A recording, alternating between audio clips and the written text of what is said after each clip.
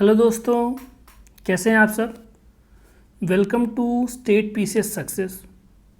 तो इससे पहले कि जो 2 सेशंस रहे हैं उसमें हमने वायरस एंड बैक्टीरिया से रिलेटेड जो डिजीज़ेस हैं उनको कवर किए हैं।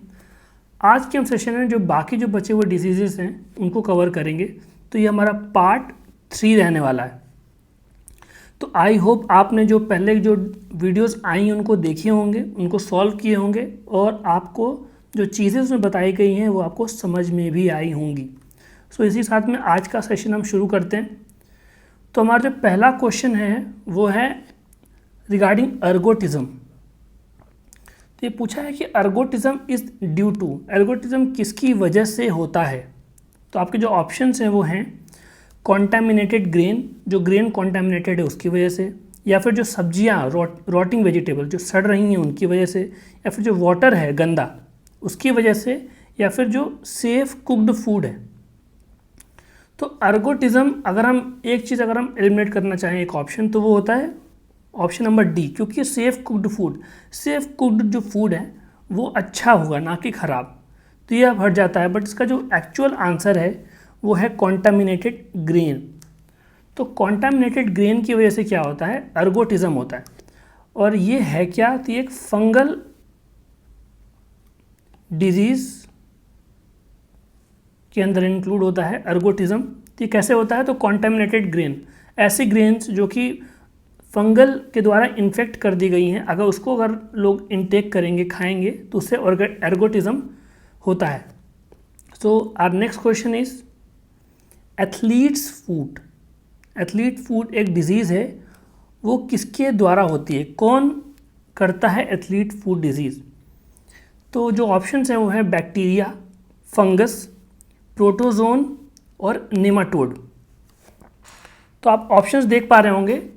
तो मेनली एथलीट फूट का मतलब क्या है कि जो एथलीट होते हैं तो मेनली उनकी जो उंगलियां होती हैं पैर की, तो उनके बीच में इन्फेक्शंस हो जाते हैं। जैसे कि ये अगर छोटी छोटी उंगलियां हैं तो यहाँ पे इस बीच में, तो जिसको जैसे कि अगर हम आम भाषा में कहें तो लोग कहते हैं कि पैरों के बीच में जो है वो इन्फेक्शन हो गया है, जो स्किन है वो निकलने लगती है। तो इसका जो ऑफिशियल जो नेम है वो है एथलीट्स फूट। तो एथलीट फूट किसकी वजह से होता है, तो ये एक फंगल इन्फेक्शन है। तो इसका जो आंसर बनता है वो है बी, फंगस। तो इसके साथ में अपने थर्ड क्वेश्चन पे चलते हैं। Which disease is caused by a fungi, fungi और फंगाई। तो इसका ऑप्शंस हैं polio, dermatitis, cholera, none of the above. तो जैसे कि हमने अपने प्रीवियस 2 सेशंस में देखा है कि जो पोलियो है it is caused by a virus जिसका नाम है polio virus. Then cholera is caused by bacteria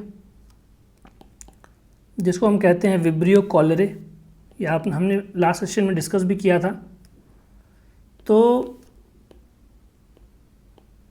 इसका जो आंसर बनता है वो है बी, डर्मेटाइटिस। डर्मेटाइटिस को अगर हम तोड़ें, ब्रेक करें, तो ये 2 पार्ट में टूटता है, डर्मा एंड टाइटिस। तो derma is something related to skin. तो इसमें होता क्या है, स्किन इन्फेक्शन होता है, ये बिकॉज ऑफ एक फंगस की वजह से होता है। और मेनली ये स्कैल्प, जो हेयर का जो स्कैल्प होता है उसमें, स्किन पे, फेसेस पे देखने को मिलता है। और बाल्डनेस अगर हम देखें लोगों में जो देखने को मिलता है, तो उसके पीछे डर्मेटाइटिस इज़ अ रीज़न।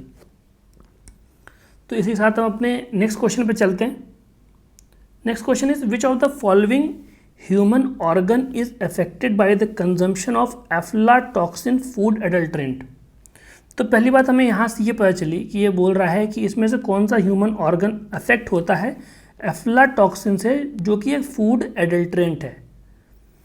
तो ये चल रहा है पता कि एफ्लाटॉक्सिन पहली बात तो एक फूड एडल्ट्रेंट है, और ये किस जो है ऑर्गन को अफेक्ट करता है।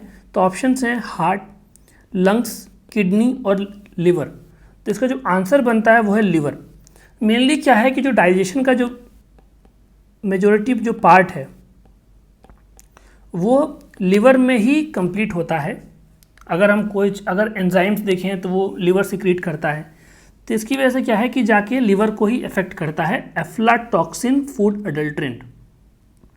ये भी जो है वो फंगस की वजह से ही होता है। तो अगर क्वेश्चन आ जाए कि अफ्लाटॉक्सिन क्या है, तो ये फंगल इन्फेक्शन है और ये जो है फूड अडल्ट्रेंट की वजह से लिवर को अफेक्ट करता है। So our next question is organ affected by malaria. तो अभी तक तो हम देख रहे थे जो फंगल जो इन्फेक्शंस हैं उनको। अब हम देखेंगे बाकी जो बचे हुए डिजीज़ेस हैं, जो प्रॉब्लम्स हैं, जो जनरली हमें एग्जाम्स में देखने को मिलती हैं, जैसे कि मलेरिया। तो ये पूछ रहा है कि कौन सा जो ऑर्गन है वो मलेरिया से अफेक्ट होता है। तो ऑप्शंस हैं heart, lungs, kidney and spleen. इसका जो आंसर है वो है स्प्लीन। स्प्लीन जो होता है बॉडी में वो मलेरिया के द्वारा अफेक्ट होता है और इसकी वजह से जो है बॉडी की जो लड़ने की ताकत है, इम्यूनिटी जो है वो वीक हो जाती है। इसी के साथ अपने हम नेक्स्ट क्वेश्चन पे चलते हैं। Next question is which of the following is not common between malaria and dinghy. मैंने आपको कल ही बताया था इससे प्रीवियस सेक्शन में कि नॉट अगर कहीं पे आ रहा है तो उसको आप ध्यान से देखें और फिर आप आंसर को पढ़ें, क्वेश्चन को पढ़ें, फिर आंसर दें। तो कह रहा है कि मलेरिया और डेंगी में कॉमन क्या नहीं है। तो जनरली हम आसपास लोगों को देखते हैं कि मलेरिया हो जाता है, डेंगी हो जाता है, तो उसमें फीवर इज़ कॉमन, ये पता है। और ये हमें ये भी पता है कि मॉस्किटो बाइट से ही होता है, तो ये एक डिफरेंस नहीं होगा। फिर उसको ऐसा है कि ह्यूमन स्पेशीज़, तो अब ह्यूमन की जनरली इस समय एक ही स्पेशीज़ है, होमो सेपियंस, बट ये काफ़ी एब्सर्ड सा इसमें ऑप्शन है। बट जो ऑप्शन डी है ये एक्चुअली एक स्टेट पीसेस में आया हुआ है क्वेश्चन है, so that is why we are solving it here. तो इसमें है क्या कि जो ऑप्शन डी है मॉस्किटो स्पेशीज़ जो हैं उनकी वजह उनका डिफरेंस है मलेरिया एंड डेंगी में।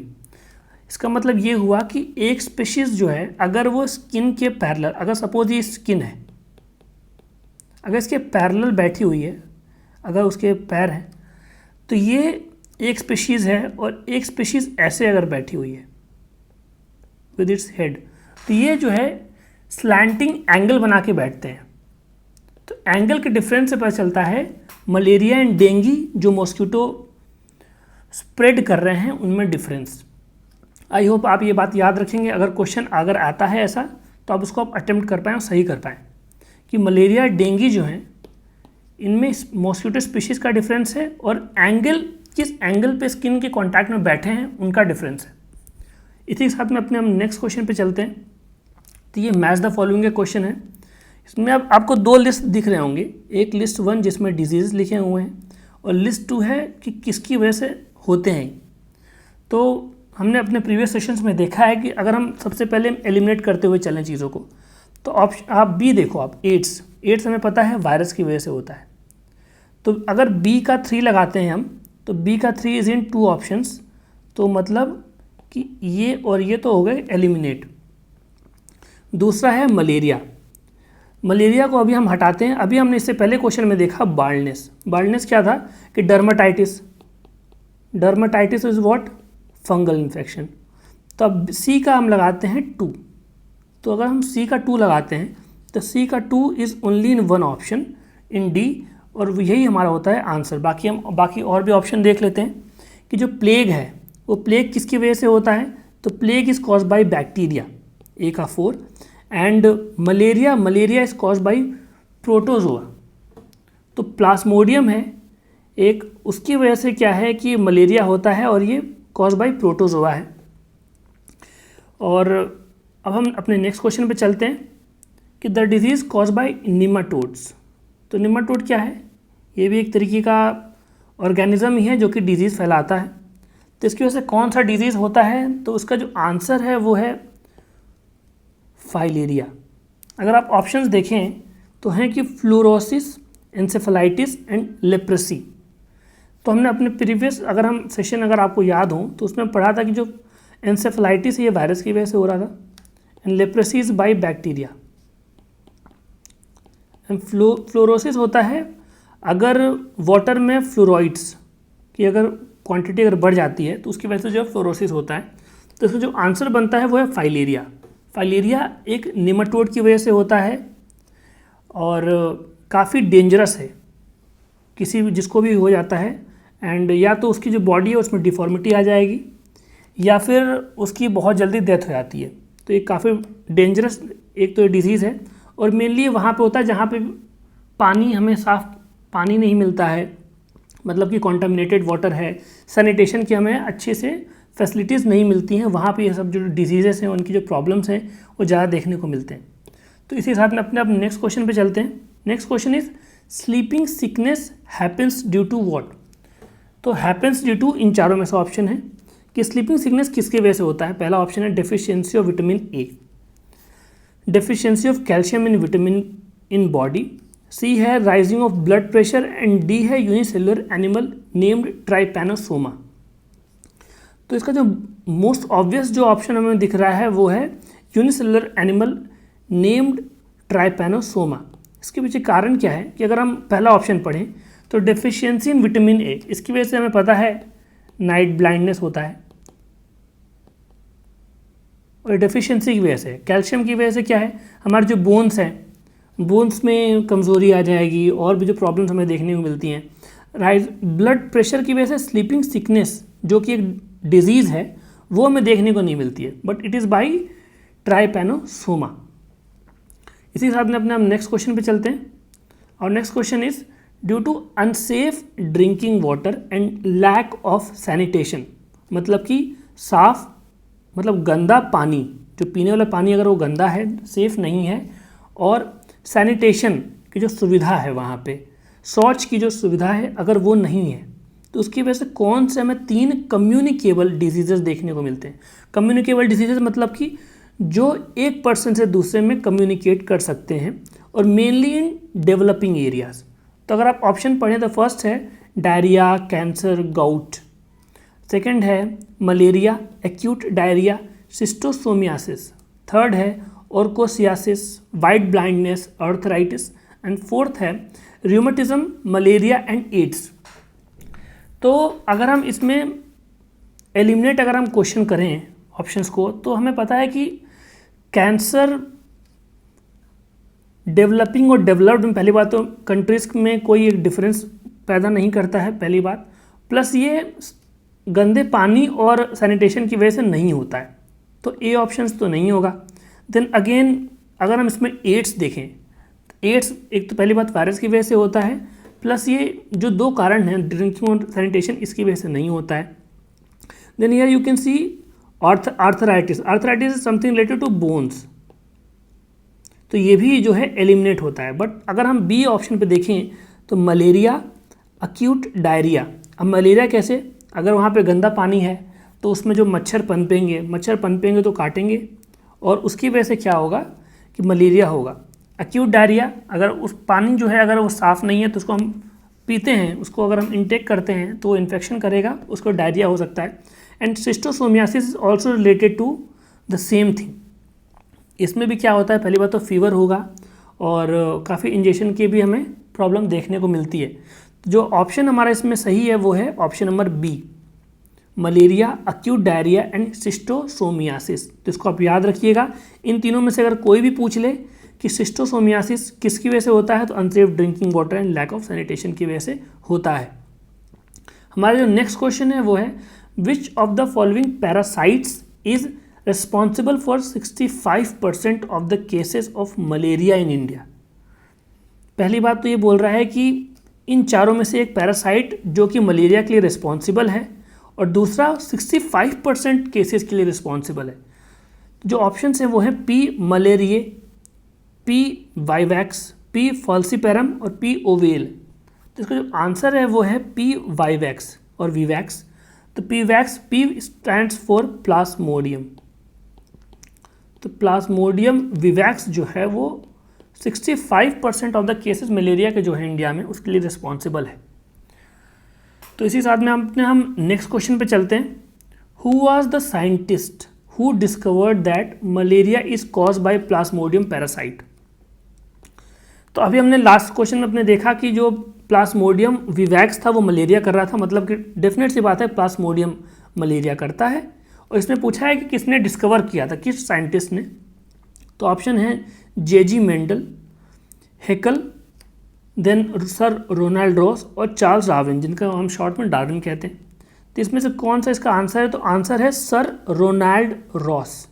सर रोनाल्ड रॉस ने बताया था कि मलेरिया जो है वो प्लाज्मोडियम पैरासाइट की वजह से होता है। और एक बात मैं आपको बताना भूल गया, that was related to the fungal infection that we had. Yes, this question aflatoxin वाली जो बात थी इसमें कि ये फंगस की वजह से होता है, तो इसमें 2 एग्जाम्पल हैं, वो बताना मैं भूल गया था आपको।